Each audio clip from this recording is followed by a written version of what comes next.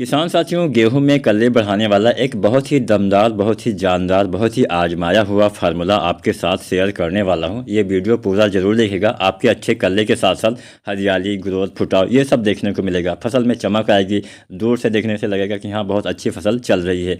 तो यहाँ पर हम 5 चीज़ों का इस्तेमाल करना आपको बताएंगे। इन सभी चीज़ों का आपको छिड़काव विधि से प्रयोग करना है। मिट्टी में नहीं डालना है, इसका आपको स्प्रे करना है, पत्तियों के ऊपर छिड़काव करना है। क्योंकि जो हम चीज़ें मिट्टी में डालते हैं उसका असर उतना अच्छे से नहीं मिलता है।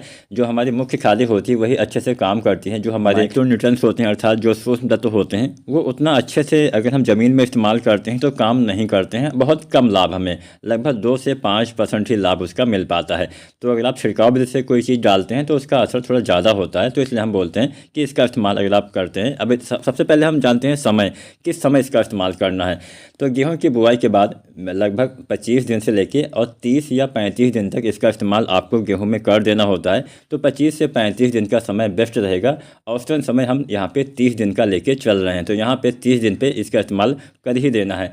सबसे पहले आपको लेना है जिंक। जो जिंक आती है 33% वाली, इसका इस्तेमाल करेंगे तो लगभग 700 ग्राम लगेगा। अगर आप 21% वाले जिंक डालना चाहते हैं तो लगभग 1 किलो आपको लेना है। दोनों में से कोई भी एक जिंक का इस्तेमाल आपको करना है। जिंक का इस्तेमाल आप छिड़काव विधि से भी करते हैं तो ज़्यादा लाभ मिलता है। मिट्टी में डालते हैं तो यही आपकी 4-5 किलो या 6-7 किलो मात्रा लग जाती है, लेकिन बहुत कम लाभ आपके पौधे को मिलता है।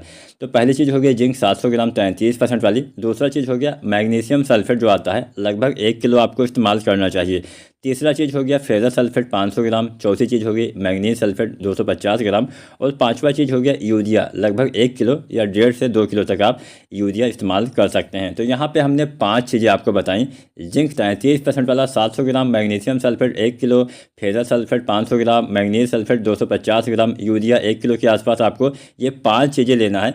सभी का अलग अलग बर्तनों में आपको घोल बनाना है। इकट्ठा घोलना नहीं है, अलग अलग घोल बना के एक साथ प्रयोग करेंगे तो थोड़ा ज़्यादा लाभ मिलता है। एक साथ आप घोल तो सकते हैं सभी को, लेकिन होता है ना कि बहुत ज़्यादा चीज़ें अगर आप एक साथ मिला देते हैं। अब जैसे हम मान लीजिए अगर हमें कुछ बीमारियां हो जाती है तो डॉक्टर हमें 4-5 तरह की दवाइयां लिखता है।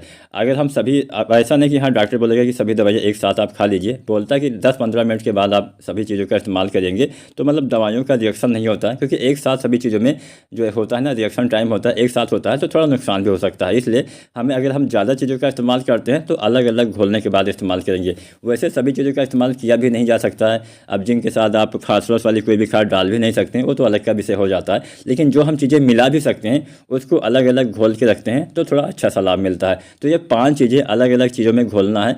उसके बाद इतनी जो हमने मात्रा बताई है, यह मात्रा 1 एकड़ खेत के लिए पर्याप्त रहने वाली है। इतनी मात्रा आप 1 एकड़ में छिड़काव विधि से प्रयोग करेंगे तो अच्छा लाभ मिलेगा। लगभग 200 लीटर पानी में आपको घोल देना है। 190-200 लीटर पानी में घोलने के बाद इसका आपको छिड़काव कर देना है। इसके छिड़काव से क्या होगा कि जिंक की पूर्ति होगी, मैग्नीशियम की पूर्ति होगी, फेरस सल्फेट की पूर्ति होगी, नाइट्रोजन की भी पूर्ति हो जाएगी, जिससे पौधे में हरियाली आएगी, पौधे में कल्ले का फुटाव होगा, अच्छी सी ग्रोथ होगी। कई बार क्या होता है कि इन तत्वों की कमी की वजह से हमारे पौधे जो होते हैं वो बौने रह जाते हैं, कल्ले का विकास नहीं हो पाता है, जड़ों का विकास नहीं हो पाता है, कल्ले अधिक नहीं आ पाते हैं और पौधे में अच्छी ग्रोथ भी कई बार जो माइक्रोन्यूट्रिएंट्स होते हैं इसकी कमी से भी नहीं हो पाता है। तो अगर आप इनका इस्तेमाल करते हैं लगभग 30 दिन या 35 दिन तक भी कर सकते हैं तो अच्छा लाभ मिलेगा। 40 दिन तक भी करेंगे तो लाभ मिलेगा। मैंने बोला कि अगर आप 25 से 35 दिन के बीच में करते हैं तो सबसे ज़्यादा लाभ मिलेगा। वैसे इसका इस्तेमाल आप कभी भी कर सकते हैं, आपको लाभ मिलेगा, लेकिन उतना ज़्यादा नहीं। हम इसका इस्तेमाल करेंगे क्योंकि हमारे पौधे में अच्छे कल्ले आए। तो कल्ले निकलने का समय भी यही होता है, 20 दिन से लेके